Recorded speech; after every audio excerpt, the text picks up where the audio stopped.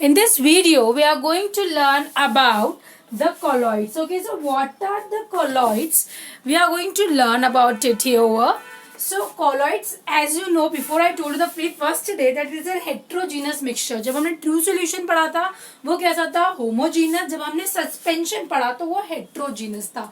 One category is true solution and one category is suspension. True solution particle size less than 1 nanometre. In case of suspension the particle size, मैंने वहां बोली greater than 1 nanometre, please correct it.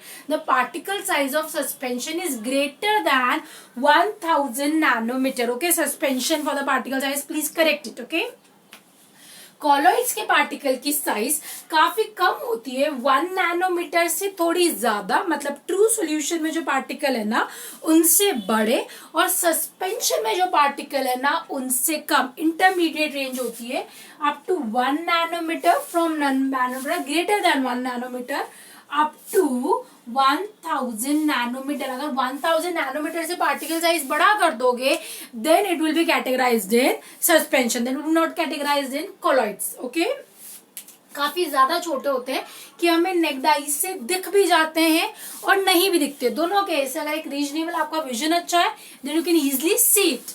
Okay, this scatter beam of light, जिसको अपन बोलते हैं Tyndall effect. Let me come to this point just a minute. Before that, they are very stable. अपन true solution की बात करते थे तो वो कैसे थे, स्टेबल.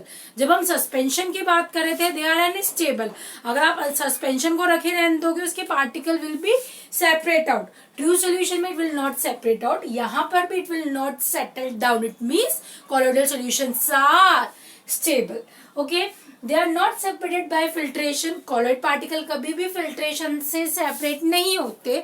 कॉमन एग्जांपल कॉलॉइड्स का मैं तुम्हें बताती हूँ. एक एग्जांपल तो है milk, foam, emulsion. They all are the example of colloid. Gel, sols, they all are the example of colloids. Okay, पूरी टेबल दे रखी है, वो आपको पूरा लर्न करना है. ठीक है, नाउ अब हम बात करते हैं कॉलॉइड्स में. लेकिन कॉलॉइड्स को हम एक चीज से सेपरेट आउट कर सकते हैं and the technique is centrifugation. Okay, they are not separated by filtration but they are separated by centrifugation. किसी भी कॉलॉइड में दो चीज प्रेजेंट होती है, एक होता है डिस्पर्स्ड फेस और एक होता है डिस्पर्सिंग मीडियम. एक बार इमेजिन करो, जब हमने सॉल्यूशन बनाया था, चाहे हमने शक्कर को पानी में घोला हो चाहे नमक को पानी में घोला हो, one thing is solute and another one is solvent. जिसको डिसॉल्व किया है दैट इज सॉल्यूट, जिसके अंदर डिसॉल्व किया है दैट इज सॉल्वेंट. जब हम कॉलॉइड्स की बात कर रहे हैं तो जिसको डिसॉल्व किया है या same as solute is refers to as dispersed phase. और जो सॉल्यूशन में सॉल्वेंट का काम करता है वो उसको यहाँ पर हम क्या कहते हैं, डिस्पर्शन मीडियम या डिस्पर्सिंग मीडियम. ठीक है, dispersed phase is present in dispersion medium. For example, एक ग्लास वाटर है और आप उसमें 4 टेबल स्पून मिल्क डाल रहे हो, तो डिस्पर्स्ड फेस क्या है आपका, मिल्क, और डिस्पर्शन मीडियम क्या है आपका यहाँ पर, water. Just kept in mind. Okay, so these are examples of colloids. क्या क्या खासियत होती है थोड़ा बहुत तो मैंने बता दिया है, लेकिन जैसे मैंने हमेशा कहा था कि टिंडल इफेक्ट्स. कॉलॉइड पार्टिकल की साइज क्या होती है, 1 नैनोमीटर से ज्यादा और 1000 नैनोमीटर से कम. ट्रू सॉल्यूशन में क्या सीन था, 1 नैनोमीटर से कम. When it comes to suspension, the particle size is greater than 1000 nanometer. So now we are going to learn about the Tyndall effect. Tyndall effect होते क्या है, बहुत ही इंटरेस्टिंग इफेक्ट है. बहुत कॉमनली तुम चाहो तो घर पे भी कर सकते हो, बस just you need is laser light and 2 glass, transparent glass you need to do the experiment. एक ग्लास लेना और एक ग्लास में आपने सेम साइज ग्लास लेना. Okay, same size glass, same amount of water you have to take. Okay, same amount of water आपने इसके अंदर ले लिया है, इसके अंदर भी वाटर आ चुका है और इसके अंदर भी वाटर आ चुका है. Same amount. If by mistake it is not looking then you have to imagine out. Okay, अब आपने एक लेजर लाइट ली है, लेजर लाइट हमने ले ली है यहाँ पर. It is your laser light, just imagine it is your laser light. Okay, torch भी हो सकती है, most preferentially laser light is taken. Okay, अब फर्स्ट वाली जो है ये के बाद एक सेटअप नहीं है, ये बिल्कुल अलग सेटअप है और ये अलग सेटअप है, ठीक है। ये जो हमने लिया है पानी, इसमें आपने डाली है 1 table spoon 1 table spoon sugar, और इसके अंदर आपने डाला है 4 टीस्पून मिल्क। मैं मिल्क को 4 इसलिए ले रही हूँ, जस्ट उसकी कंसंट्रेशन होनी चाहिए, क्योंकि 1 चम्मच शक्कर का कंपैरिजन 1 चम्मच मिल्क नहीं कर सकता, बहुत कम है, क्योंकि हमने पानी बहुत ज्यादा लिया है। अगर आप पानी कम लोगे तो आप मिल्क का अमाउंट भी कम कर सकते हो, ओके। मिल्क क्योंकि इतना कंसंट्रेटेड नहीं होता। आप इसमें टॉर्च ऑफ लाइट, बिल्कुल अंधेरा रूम में आपने ग्लास में पानी लिया है और उसमें शक्कर आपने पहले घोल के रख दी, let it for there for at least 10 minutes, then close the lights of your room and just pass the laser light over this solution. आप लेजर लाइट को ऐसे पास करना और आपको इधर से देखना है, okay, just look like that and the laser light is over here, okay. आप देखोगे कि लेजर लाइट का एक पार्ट आपको एक डॉट सा अपीयर होगा, जैसे आपको पता है कि रेड डॉट आता है, the same red dot is appear over here, nothing going to be change, बस इतना सा ये एक अपीयरेंस आपको मिलेगी। आ गए आपको इतनी बात समझ में?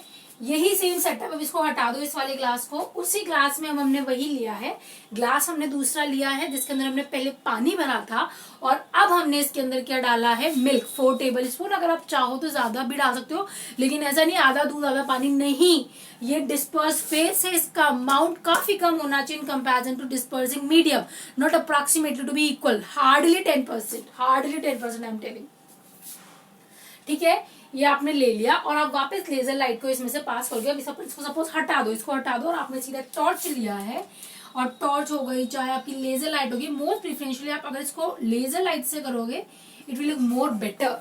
आप देखोगे कि जो लेजर लाइट का पाथ था ना वो पूरा का पूरा इल्यूमिनेटेड होगा। इल्यूमिनेटेड मतलब लेजर लाइट कैसे वहां से क्रॉस हुई है ना, वो पूरा पाथ आपको विजिबल होगा।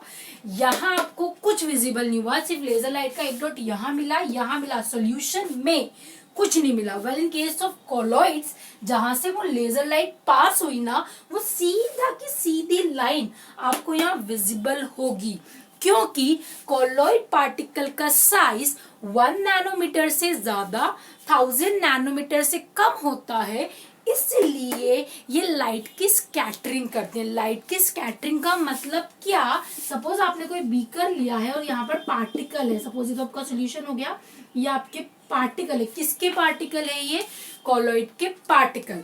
जैसे आप इस पे लाइट एमिट करते हो, लाइट डालते हो, ये चारों तरफ से लाइट को रेडिएट करता है, या बोलूं तो लाइट को रिफ्लेक्ट करता है, लेकिन जनरली इनका डायरेक्शन एक तरफ ज्यादा होता है। जैसे पार्टिकल है, इसने रेडिएट किया, ये इधर जाएगा, इसकी रेडिएशन इधर जाएगी, इसका radiation, generally they are more concentrated toward any one direction.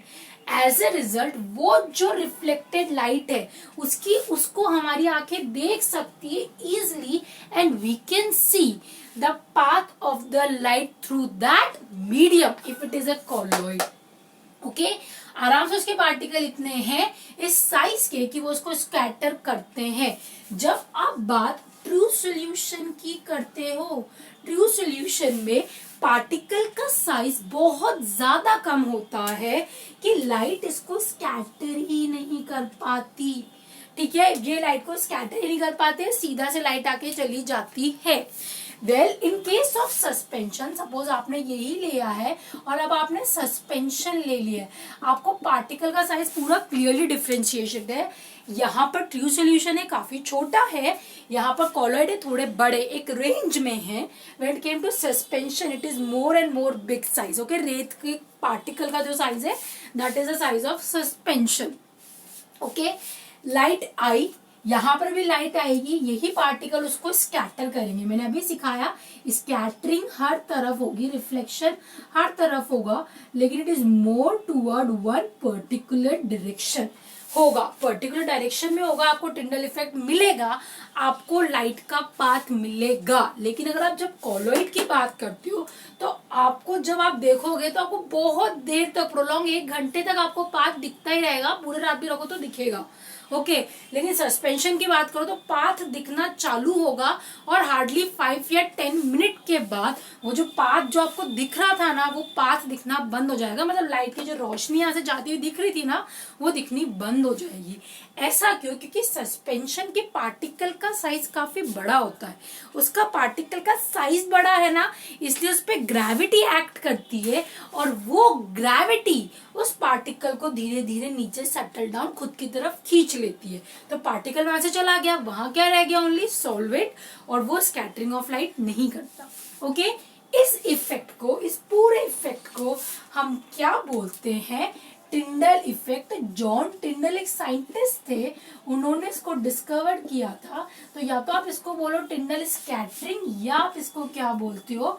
Tyndall effect. ये सब आपने देखा है, मानो आप कोई सिनेमा हॉल में गए हो, हालांकि बहुत टाइम हो गया होगा गए, सपोज आप किसी सिनेमा हॉल में गए हो और आप पीछे पीछे बैठे हो, देन यू सी कि एक पार्ट यूट्यूब से, मतलब एक पार्ट आता है क्योंकि जो फोटो ट्यूब होती है उनसे एक लाइट का पाथ आता है, तो वो लाइट का पाथ स्क्रीन पे गिर रहा है लेकिन आपको पूरे डस्ट के पार्टिकल्स का पूरा एक बीम दिखती है।